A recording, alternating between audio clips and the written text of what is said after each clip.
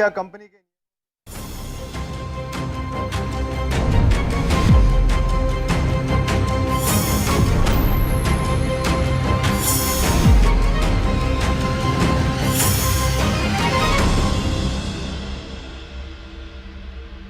नमस्कार। चुनाव पर हमारे खास कार्यक्रम जनादेश में आपका स्वागत है।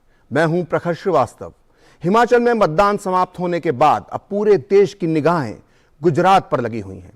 साल 2002 से ही गुजरात के विधानसभा चुनाव देश की राजनीति की दिशा तय करते रहे हैं और इसकी वजह है प्रधानमंत्री नरेंद्र मोदी, क्योंकि गुजरात पीएम मोदी की कर्मभूमि रही है।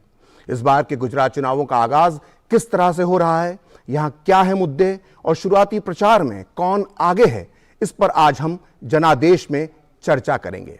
साथ ही आज हम आपको बताएंगे कि आखिर सूरत में ओवैसी की सभा में किसने लगाए मोदी मोदी के नारे। इसके अलावा हम ये भी चर्चा करेंगे कि बागी नेता किस तरह से हर पार्टी के लिए मुसीबत बनते जा रहे हैं। गुजरात की तमाम चुनावी खबरों पर अहमदाबाद से हमारे साथ जुड़ेंगे वरिष्ठ पत्रकार जपन पाठक। लेकिन सबसे पहले बात करेंगे गुजरात की पहले चरण के नामांकन प्रक्रिया की। गुजरात विधानसभा चुनाव के पहले चरण के लिए नामांकन पत्र दाखिल करने का आज अंतिम दिन है। अब तक कुल 316 पर्चे दाखिल किए गए हैं। नामांकन पत्रों की जांच कल की जाएगी और गुरुवार तक नाम वापस लिए जा सकते हैं। राज्य की 182 सीटों के लिए 2 चरणों में मतदान होना है।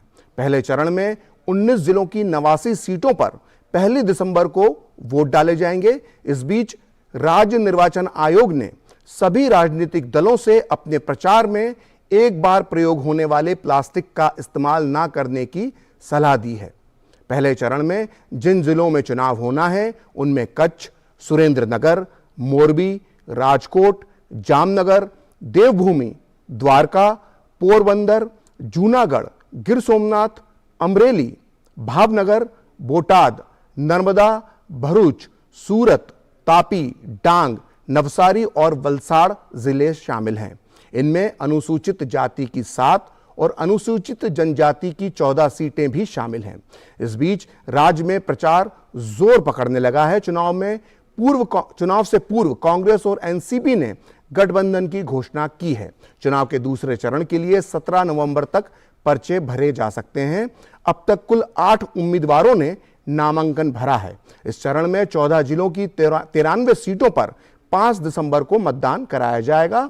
इनमें अनुसूचित जाति की 6 और अनुसूचित जनजाति की 13 सीटें शामिल हैं। मतगणना हिमाचल प्रदेश के साथ ही 8 दिसंबर को कराई जाएगी।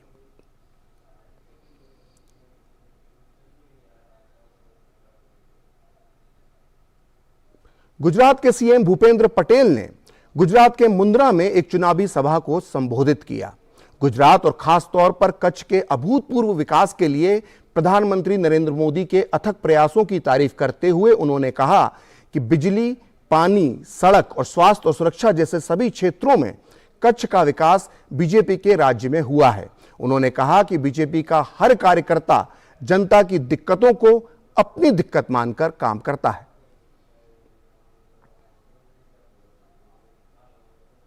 माननीय नरेंद्रभाईना અથાગ પ્રયત્નના કારણે આજે કચ્છ આજે ગુજરાતમાં વિકાસની જે રાજનીતિ છે વિકાસમાં ફરીથી આગળ વધવા માંડ્યું છે। આજે એવું કહી શકાય કે કચ્છમાં દરેકે દરેક વીજળી હોય, પાણી હોય, રોડ રસ્તા હોય, સ્વાસ્થ્ય હોય, સુરક્ષા હોય, દરેકે દરેક ક્ષેત્રે કચ્છ અને કચ્છની અંદર દરેકે દરેક ફેસિલિટી ભારતીય જનતા પાર્ટીના શાસનમાં ઊભી થઈ અને ભારતીય જનતા પાર્ટી અને ભારતીય જનતા પાર્ટીની કાર્યપદ્ધતિ આપણને મગજમાં છે કે હર હંમેશ ગમે તેવી પરિસ્થિતિ હોય પણ કાર્યકર્તા હર હંમેશ પ્રજાની વચ્ચે જોવા મળે। એમાં દરેક વખતે કંઈ ઇલેક્શનની જરૂર ના પડે। આ કાર્યપદ્ધતિ ભારતીય જનતા પાર્ટીની છે। હર હંમેશ કાર્યકર્તા ક્યાંક ને ક્યાંક પ્રજાની વચ્ચે રહીને પ્રજાની મુશ્કેલી કેવી રીતે હળવી થાય એના માટેનો હર હંમેશ પ્રયત્ન ભારતીય જનતા પાર્ટીનો કાર્યકર્તા કરતો હોય। एआईएमआईएम प्रमुख ओवैसी को रविवार को गुजरात में उस वक्त विरोध का सामना करना पड़ा जब वो एक रैली को संबोधित कर रहे थे। ओवैसी की पार्टी गुजरात में करीब 3 दर्जन सीटों पर चुनाव लड़ रही है। इस बीच गुजरात के सूरत में एक जनसभा के दौरान मुस्लिम युवकों ने ही ओवैसी को काले झंडे दिखाकर उनका विरोध किया और मोदी मोदी के नारे लगाए। ओवैसी का विरोध का यह वीडियो अब सोशल मीडिया पर जमकर वायरल हो रहा है। हालांकि सांसद ओवैसी की इस पर अभी तक कोई प्रतिक्रिया सामने नहीं आई है। ओवैसी सूरत पूर्वी सीट पर अपने पार्टी के उम्मीदवार के लिए सभा करने पहुंचे थे। इस दौरान पार्टी के वरिष्ठ नेता और पूर्व विधायक वारिस पठान भी उनके साथ मौजूद थे। ओवैसी ने मंच पर जैसे ही अपना भाषण शुरू किया, वहां मौजूद लोगों ने नारे लगाकर विरोध शुरू कर दिया। युवकों ने मोदी मोदी के नारे लगाकर उनको काले झंडे दिखाए। अचानक हुई इस नारेबाजी से सभा में मौजूद AIMIM के नेता असहज हो गए। इस मौके पर जनसभा को संबोधित करते हुए ओवैसी ने कहा, गुजरात भाजपा में यूनिफॉर्म सिविल कोड लाकर लोगों की तहजीब को खत्म करना चाहती है। उन्होंने कहा कि सिविल कोड लाकर भाजपा हमें मिले संवैधानिक अधिकार को खत्म करना चाहती है। भाजपा ने कहा कि हम गुजरात में यूनिफॉर्म सिविल कोड लेकर आएंगे। क्यों लाएंगे यूनिफॉर्म सिविल कोड? ताकि आपकी तहजीब को, आपकी शनाख्त को, आपकी हर चीज को खत्म करके रख दिया जाए। अगर आपकी कोई चीज जिंदा आपको रखती है तो आपकी तहजीब, आपकी शनाख्त, जो भारत के संविधान के आर्टिकल 29 से आपको प्रोटेक्शन मिलता है। पूछो ये छोटा रिचार्ज से जो गारंटी कार्ड की बात करता है, बोलो यूनिफॉर्म सिविल कोड पर, तो बोलेगा इस पे नहीं बोलेंगे। बिल्किस पर बोलो तो बोलेगा नहीं बोलेंगे बिल्किस के ऊपर। हम भाजपा से पूछना चाह रहे हैं, यूनिफॉर्म सिविल कोड आप ला रहे हैं तो डिस्टर्ब एरियाज एक्ट क्यों नहीं खत्म करते आप? तो इस तरह गुजरात में सज चुकी है चुनावी विसात, और इस विसात पर क्या है राजनीति के समीकरण, इस पर बात करने के लिए हमारे साथ मौजूद हैं एक खास मेहमान और वरिष्ठ पत्रकार जपन पाठक, जो सीधे अहमदाबाद से हमारे साथ मौजूद हैं। जपन जी, अभी हमने ओवैसी को सुना और ओवैसी इस बार गुजरात में काफी जोर लगाने की बात कर रहे हैं, बड़े बड़े दावे कर रहे हैं और उन्होंने अपना मुस्लिम कार्ड भी वहां पर खेलना शुरू कर दिया है। लेकिन हमने रैली में देखा सूरत में कि किस तरह से उनकी रैली में खुद मुस्लिम युवकों ने मोदी मोदी के नारे लगाए। तो क्या इस बार चुनाव में ओवैसी एक फैक्टर साबित होंगे?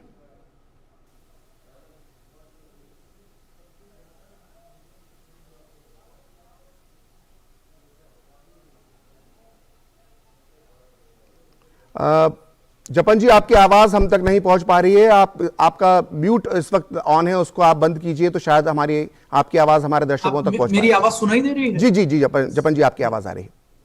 जी देखिए, ओवैसी जी की पार्टी है, उसने यहाँ पे जो लोकल इलेक्शंस हुए थे गुजरात में, जो पिछले 2 साल के अंदर अंदर ही हुए हैं, उसमें मोडासा और गोधरा नगर पालिका में अच्छी सफलता पाई थी और अहमदाबाद म्युनिसिपल कॉर्पोरेशन में भी उनके कुछ चुन के आए थे कुछ कॉर्पोरेटर्स, काउंसिलर्स।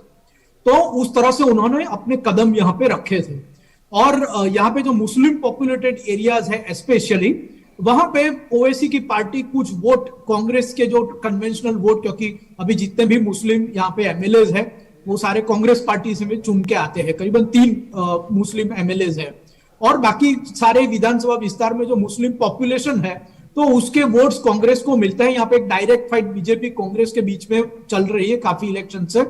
तो वहां पे मुस्लिम वोटर्स कांग्रेस के उम्मीदवार को आगे रखते हैं, छोटी संख्या में है तो मुस्लिम उम्मीदवार चुन के नहीं आते, लेकिन कांग्रेस के जो भी उम्मीदवार है उनको उनके प्रतिशत का फायदा मिलता है, सरप्लस मिलता है और कई जगह पे वो जीत भी जाते हैं। तो इस बार ओवैसी की पार्टी इन वोट में सेंध लगा सके ऐसी संभावना है। इसके साथ साथ आम आदमी पार्टी भी कई जगह पे मुस्लिम वोट में सेंध लगाए, ऐसी भी यहाँ पे इस बार संभावना है। तो ये संभावना से इनकार नहीं किया जा सकता और यही वोट बैंक को देख के ओवैसी के इस बार काफी गुजरात में दौरे हुए हैं, विशेषकर कि उन विस्तारों में जहां पे मुस्लिम बहुल संख्या है। तो इस बार मुस्लिम वोट जो हर बार हम देखते थे कि सिर्फ कांग्रेस को मिलते थे बीजेपी के खिलाफ, लेकिन इस बार अगर हम लोकल इलेक्शंस के परिणाम देखें तो न केवल कांग्रेस को मिलेंगे, आम आदमी पार्टी को भी कुछ मुस्लिम वोट जाएंगे, ओवैसी की पार्टी को भी कुछ मुस्लिम वोट जाएंगे। और लोकल इलेक्शन का ही अगर हम परिणाम देखें और जो बाईपोल्स हुए थे पिछले 2 साल में उनका भी परिणाम देखें तो भाजपा के उम्मीदवारों को भी इस बार लघुमती के, माइनॉरिटी के काफी वोट्स जाएंगे। तो इस बार माइनॉरिटी वोट्स ये सभी दिशाओं में बट रहे हैं। वो हम लोकल इलेक्शंस और बाईपोल्स के परिणाम का अगर विश्लेषण करें तो साफ तौर पे देख सकते हैं। जपन जी, अगर हम बीजेपी और कांग्रेस के संघर्ष की बात करें तो जैसा कि पिछली बार देखा गया था कि ग्रामीण सीटें जो गुजरात की उस पर एक जबरदस्त संघर्ष देखने को मिला था। और पीएम मोदी ने जो 10 तारीख को आनंद में एक रैली की थी, उस रैली में भी उन्होंने कहा था कि कांग्रेस भले अभी मीडिया में नजर नहीं आ रही है लेकिन वो गांवों के अंदर जाकर साइलेंट प्रचार कर रही है और इससे बीजेपी के कार्यकर्ताओं को सतर्क रहना चाहिए, ये पीएम मोदी ने कहा था। तो इस समय ग्रामीण गुजरात की जो सीटें हैं उस पे बीजेपी किस तरह से कांग्रेस का मुकाबला करती दिख रही है, क्योंकि पिछली बार जो 120 ग्रामीण इलाकों की सीटें थी उसमें से करीब 66-67 सीटों पर कांग्रेस जीती थी। तो इस बार ग्रामीण इलाकों के समीकरण क्या कह रहे हैं? देखिए, मैं आपको इसका विस्तार से समझा दूं कि पिछले 5 चुनाव अगर हम देखें, यानी लोकसभा और विधानसभा दोनों मिला के पिछले 5 चुनाव कि जो न्यू डिलिमिटेशन के बाद के 2009 में नया डिलिमिटेशन हुआ यहाँ पे, नया सीमांकन विधानसभा विस्तारों का, तो उसके बाद के पिछले 5 चुनाव लोकसभा और विधानसभा के देखें तो भाजपा 66 ऐसे असेंबली एरियाज हैं जो हमेशा भाजपा के उम्मीदवार को जिताते आए हैं। अगर हम पिछले 4 इलेक्शन देखें तो 80 इलेक्टोरल एरिया असेंबली के ऐसे हैं जो लगातार भाजपा को जिताते आ रहे हैं। अब इसमें जाहिर है कि भाजपा के पक्ष में ऐसे इलाके ज्यादा है जो अर्बन या सेमी अर्बन है, स्मॉल अर्बन एरियाज या पूरे अर्बन एरियाज। तो ये तो बात सही है कि अर्बन एरियाज में भाजपा लगातार यहाँ पे अच्छी संख्या में सीटें निकालती रही है और इसीलिए जो हाफ मार्क है 90 प्लस का, 91 प्लस का, उसके भाजपा हमेशा नजदीक रहती है। तो जीत पाना भाजपा के लिए सरल रहता है। अब कांग्रेस है, काफी सारे अर्बन एरियाज है जहां पे कांग्रेस इस बार फोकस नहीं कर रही है। क्या अर्बन में भी जो मुस्लिम वोटर्स वाले इलाके हैं, कहीं पे दलित वोटर्स वाले इलाके हैं, वहां पे तो कांग्रेस फोकस कर रही है, लेकिन रूरल में कांग्रेस का ज्यादा फोकस है क्योंकि वहां पे ब्लॉक फाइट में उसको जीतने के ज्यादा चांसेस रहते हैं। अब जो रूरल में कांग्रेस जीतती है, अर्बन में भाजपा, ये पिक्चर कब बना? 2015 के जो पाटीदार एजुकेशन हुए, उसके बाद जो लोकल पोल्स हुए, उसमें भाजपा म्युनिसिपल कॉर्पोरेशन और म्युनिसिपैलिटी में बड़े तौर पे जीत के निकली, बड़ी सेफ तरीके से निकली, इंटैक्ट रखी अपनी जो सपोर्ट थी अर्बन और सेमी अर्बन एरियाज में। लेकिन तालुका पंचायत में भाजपा पिछड़ी 2015 के पाटीदार एजुकेशन के वक्त जो इलेक्शन हुए, और इसके साथ साथ जो जिला पंचायत है उसमें से भाजपा एक भी जिला पंचायत तब नहीं निकाल सकी। तो इससे परसेप्शन बन गया कि गांव में कांग्रेस मजबूत है। लेकिन अगर उसके बाद के अगर आप, और 2017 में भी आपने जैसा कि कहा परिणाम यही रहा, हमें रूरल में कांग्रेस का बड़ा सपोर्ट दिखा। लेकिन उसके बाद के अगर आप 20 असेंबली के बाईपोल्स हुए, जिसमें काफी बाईपोल्स तो रूरल सीटों पर ही हुए और काफी सेमी अर्बन सेमी रूरल में हुए, इसके तो उसका अगर आप परिणाम देखें तो उन सारों में भाजपा अच्छी तरह से जीत के निकल आई है। इसके सिवा अगर आप डिस्ट्रिक्ट पंचायत और तालुका पंचायत के जो फ्रेश इलेक्शन हुए जो 2021 में हुए, यानी 2 साल के अंदर अंदर ही हुए, तो उसमें फिर से सारी डिस्ट्रिक्ट पंचायत में भाजपा का विजय हुआ और तालुका पंचायत में 200 से ज्यादा तालुका पंचायत यानी कि अधिकतम, उसमें भाजपा अपने उम्मीदवारों को जीत के निकाल के लाई। तो वो जो ग्रामीण वाला जो 2017 और 2015 का जो माहौल बना था कि कांग्रेस आगे है, वो पिछले 20 बाई इलेक्शन जो लोकल इलेक्शंस, और इसके सिवा अगर आप लोकसभा की भी चुनाव देख रहे और 2019 के, तो 2019 के लोकसभा भी 183 में से उतने मत विस्तारों में भाजपा आगे थी। तो मैं ये नहीं कह रहा कि लोकसभा और विधानसभा को आप एकदम एक पटल पे कंपेयर कर सकते हैं या लोकल इलेक्शन और विधानसभा के, लेकिन वो जो परसेप्शन था 2015-17 में कि ग्रामीण इलाकों में कांग्रेस काफी आगे रहती है, वो परसेप्शन तो अभी बदला हुआ है। अभी रूरल एरिया में भी भाजपा उतनी ही फाइट दे रही है। अगर आप ये सारे इलेक्शंस के पैमाने देखें, जो हमारे पास सबसे बड़े आंकड़े हैं, क्योंकि उसमें भी 3 करोड़ एलिजिबल वोटर्स थे लोकल इलेक्शन में, बाईपोल्स में भी लाखों लोगों ने वोट दिया, तो ये सब देखते हुए अभी ये नहीं लगता है कि रूरल में कांग्रेस आगे है और भाजपा पीछे है, जो हमें तब लगता है। जपन जी, आप हमें बहुत ही रोचक जानकारी दे रहे हैं, आप हमारे साथ बने रहिए। लेकिन फिलहाल जनादेश में अभी वक्त है एक छोटे से ब्रेक का। आप देखते रहिए डीडी न्यूज।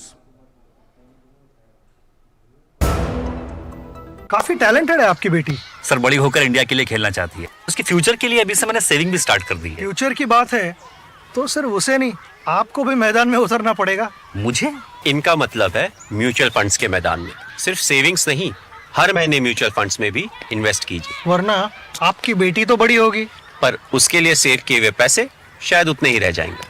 सही है सर। म्यूचुअल फंड निवेश बाजार जोखिमों के अधीन है। योजना से जुड़े सभी दस्तावेजों को ध्यान से पढ़ें। जल्दी करो यार, प्लीज जल्दी। दूसरा कोई मैच है क्या? ऐसा ही कुछ है यार, बैंक जाना है दादाजी को लेके। हाँ यार, उम्र होने पर कभी कभी मदद तो लगती है, पर बैंकिंग में नहीं। वैसे भी आरबीआई कहता है सीनियर सिटीजन सबसे पहले। अगर आप 70 साल से ऊपर हैं और आप बैंक नहीं जा सकते तो बैंक आएगा आपके पास जरूरी सेवाएं लेकर, वो भी वाजिब दरों पर। सीनियर सबसे पहले। आरबीआई कहता है जानकार बनिए, सतर्क रहिए।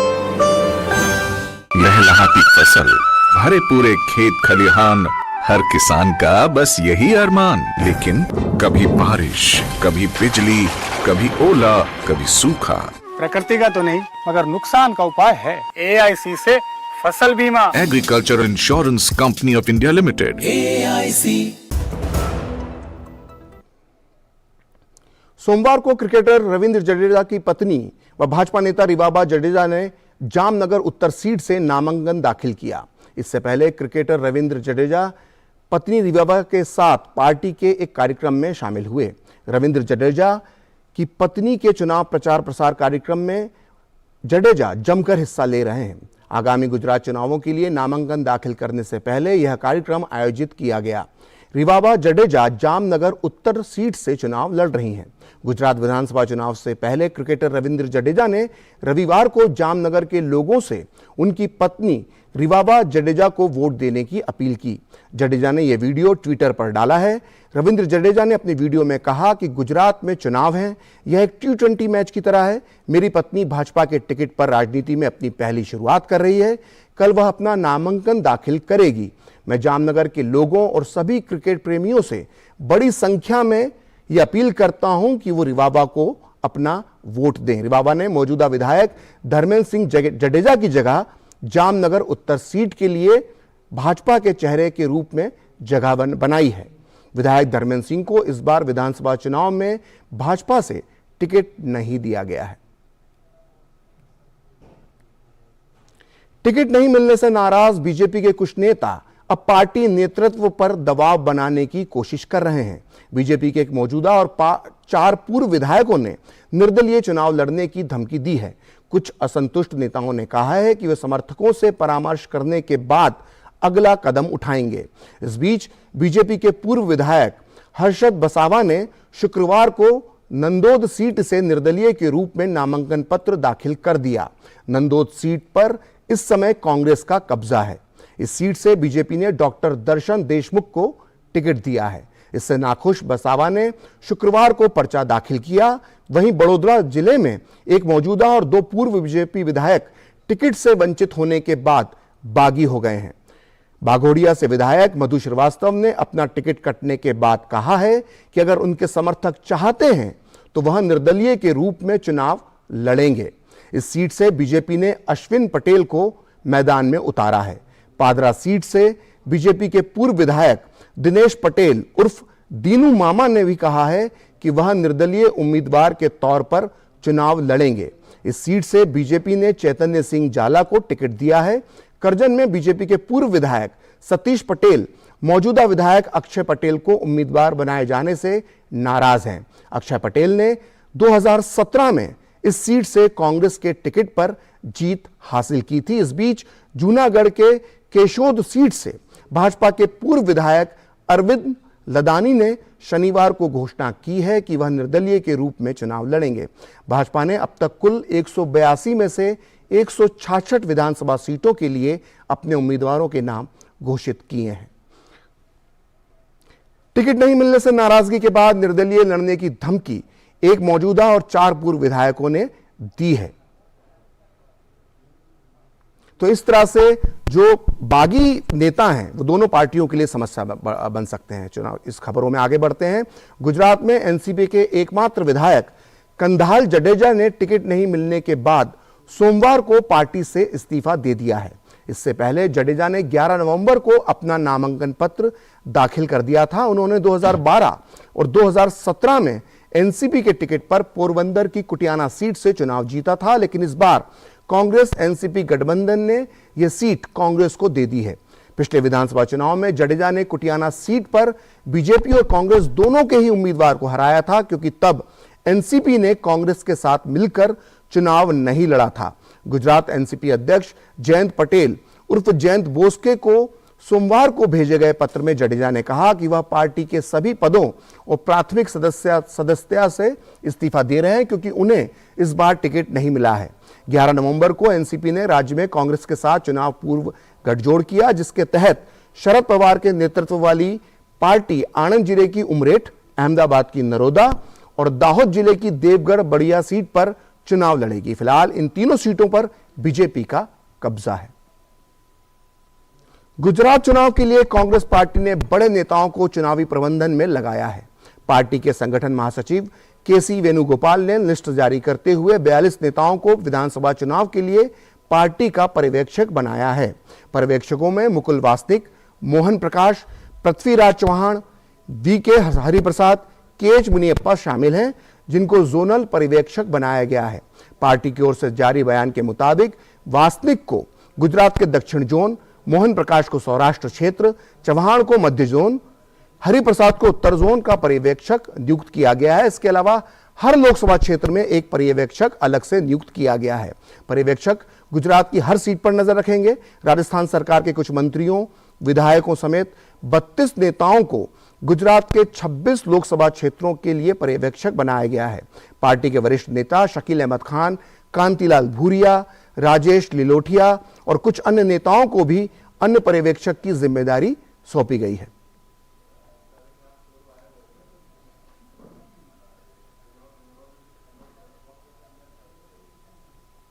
तो कांग्रेस ने अपने पर्यवेक्षकों की लिस्ट जारी कर दी है और इसके साथ एक खबर यह भी आ रही है कि 22 नवंबर को राहुल गांधी गुजरात पहुंच सकते हैं अपनी भारत जोड़ो यात्रा को ब्रेक देकर। इसका क्या असर होगा, इस पर बात करने के लिए हम फिर रुख करते हैं अहमदाबाद का, जहां हमारे मेहमान, खास मेहमान और वरिष्ठ पत्रकार जपन पटेल हमारे साथ मौजूद हैं।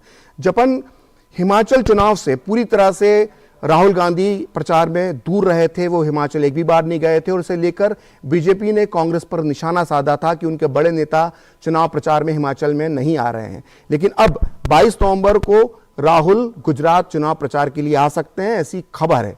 तो इससे गुजरात का जो चुनाव है वो कितना रोचक हो जाएगा जपन? देखिए, ये अभी सिर्फ खबर है। अगर हम अपने तजुर्बे से कहें तो ऐसी खबरें इस साल लगातार आई है, लेकिन हर बार जब आखिरी तारीख आए तब राहुल गांधी यहाँ पे नहीं दिखे हैं। जैसे एक महात्मा गांधी के आश्रम से सेवा दल की यात्रा जाने वाली थी दिल्ली की, और यहाँ पे कांग्रेस नेताओं ने बताया था कि उसकी शुरुआत करने राहुल गांधी आएंगे और समापन सोनिया जी करेंगे दिल्ली में राजघाट पे, लेकिन यह शुरुआत करने राहुल गांधी नहीं आए थे। इसके सिवा साउथ गुजरात के ट्राइबल एरियाज जहां पे कांग्रेस की अच्छी पकड़ है कुछ ट्राइबल सीटों पे, वहां पे भी राहुल की रैली प्रस्तावित की गई थी, डेट्स भी तय हो गई थी, लेकिन वहां पे भी राहुल गांधी नहीं आए थे साउथ गुजरात की वो रैली में। और इसके सिवा भी एक दो बार ये अफवाह आई है, अभी ये 10 और 12 तारीख की भी थी कि राहुल गांधी आने वाले हैं। 12 तारीख की तो ये भी थी खरगे जी आने वाले हैं, लेकिन खरगे जी भी नहीं आए 12 तारीख को, 10 तारीख या 12 तारीख को राहुल गांधी भी नहीं आए। प्रियंका गांधी नवरात्रि में गुजरात में आएगी, वडोदरा में, आनंद में बड़ी सभा करेगी महिलाओं की, ये बात भरत सिंह सोलंकी ने यहाँ के कांग्रेस के नेता ने कहा था, लेकिन वो भी नहीं आई थी। तो अब ये जो सूत्रों से जो इंफॉर्मेशन मिलती है, तो ये तो अब सूत्रों की ही इंफॉर्मेशन है। जब तक ऑफिशियल डिक्लेरेशन ना हो, हम तो क्विज में ही रहते हैं कि वाकई में आएंगे या एक बार फिर से ये ऐसा ही अनाउंसमेंट है कि जो बाद में फलीभूत नहीं होगा। तो ये अभी इसके बारे में तो अभी तो हम यही कह सकते हैं। लेकिन अगर राहुल गांधी यहाँ पे आए लास्ट दिनों में, तो कांग्रेस को जरूर से एक, क्योंकि अब ये कहते हैं कि हम गांव घर घर जाके प्रचार कर रहे हैं, लेकिन अगर आप यहाँ पे सर्वेक्षण कर ले, 100 लोगों को पूछ ले गली में जाके कहीं पे भी कि कांग्रेस के इस बार के वचन क्या है, प्रॉमिसेस क्या है मैनिफेस्टो में जो उन्होंने दिया है, तो ज्यादातर लोग नहीं बता पाएंगे कि कांग्रेस के वचन क्या है। अब आप जब वचन जो है जिस आधार पे आप अगले 5 साल के लिए जो मैनिफेस्टो के साथ जा रहे हैं, वो लोग अगर पेनिट्रेट नहीं हुए हैं, तो घर घर वाला प्रचार जो है वो कह रहे हैं हम घर घर जाके मैनिफेस्टो डिस्ट्रीब्यूट कर रहे हैं। तो कहीं ये घर घर वाला प्रचार कहीं अपूर्णता जिसको हम कहते हैं इनसफिशिएंट, तो इसके लिए बड़ी भी करनी पड़ेगी जो इस बार नहीं किए, बड़े नेताओं को भी आना पड़ेगा जो नहीं आए हैं। तो इस बारे में कांग्रेस जरूर पिछड़ी दिख रही है, क्योंकि कैंपेन में ये तो नहीं कर सकते घर घर ही बांटेंगे पत्रिकाएं और बड़ी रैलियां नहीं करेंगे, तो ये कैसी बात हुई। आपको 3 लेयर स्ट्रेटेजी उसमें होती है, लेकिन वो नहीं है फर्स्ट लेयर बड़े नेता वाला। तो अगर राहुल गांधी पिछले कुछ दिनों में आएंगे तो जरूर कांग्रेस को एक विजिबिलिटी अच्छी मिलेगी, एक पुश अच्छा जरूर मिलेगा। जी जपन, इस जानकारी के लिए बहुत बहुत शुक्रिया। और ये आने वाला समय बताएगा कि गुजरात का चुनाव कितना रोचक होने वाला है। वैसे जपन, हम जाते जाते एक सवाल आपसे और पूछना चाहेंगे कि बीजेपी ने इस बार लक्ष्य रखा है 150 सीटें और 50% से ज्यादा वोट। बीजेपी अपने इस लक्ष्य से कितनी दूर और कितनी पास नजर आ रही है, जो ये जाते जाते हमें जरूर बता दीजिए हमारे दर्शकों को। देखिए 50% से ज्यादा वोट लोकल इलेक्शन में पाए हैं, तो वो अगर वही तादाद में अगर कैडर को दौड़ाते हैं, मोबिलाइजेशन करते हैं इलेक्शन के दिन का, तो वो इम्पॉसिबल नहीं है। लोकसभा इलेक्शन में भी बीजेपी ने 50% से ज्यादा और 60% से ज्यादा मोबिलाइजेशन अपने हिस्से में किया वोटर्स का, और वो तो समर में होता है लोकसभा का इलेक्शन, ये तो विंटर में है, तो और गुंजाइश है मोबिलाइजेशन और अच्छी तरह से आप कर सके वो पीक समर से, तो ये अच्छा फ्रूटफुल दिन है। लेकिन अभी जनता में वो रोचकता दिखाई नहीं दे रही है कि वो इलेक्शन की जो रोचकता है, जैसे कल संडे वो माहौल भी दिख रहा है अभी इलेक्शन का, शायद प्रधानमंत्री की रैलियां जो लास्ट दिन में हो वो ये माहौल बनाए। जहां तक सीटों के नंबर का सवाल है, बड़ा अगर आपको आंकड़ा चाहिए तो इलेक्शन का कोई बड़ा बैकड्रॉप भी होना चाहिए। जैसे 85 में माधव सिंह सोलंकी बड़ा आंकड़ा लाए तो इंदिरा गांधी की हत्या उसका बैकड्रॉप थी। 1972 में कांग्रेस ने एक बहुत ही बड़ा आंकड़ा गुजरात में दिया जो percentage wise highest number of seats का था, तो 1971 वॉर का बैकड्रॉप था। तो इस बार चुनाव में कोई ऐसा इंटरेस्टिंग बैकड्रॉप अभी तक नहीं दिखाई दे रहा है, तो पार्टियों को काफी मशक्कत करनी पड़ेगी। लास्ट जो इलेक्शन डे है उसमें वोटर अपनी तरफ के वोटर को बाहर निकाले और बड़ी संख्या में मतदान करें। लेकिन बीजेपी का 50% से ज्यादा वोटिंग का आंकड़ा पिछले 2-3 इलेक्शंस अगर हम देखें तो इम्पॉसिबल नहीं है। जी जपन, इस जानकारी के लिए बहुत बहुत धन्यवाद। और जनादेश में फिलहाल इतना ही, और खबरों के लिए देखते रहिए डीडी न्यूज।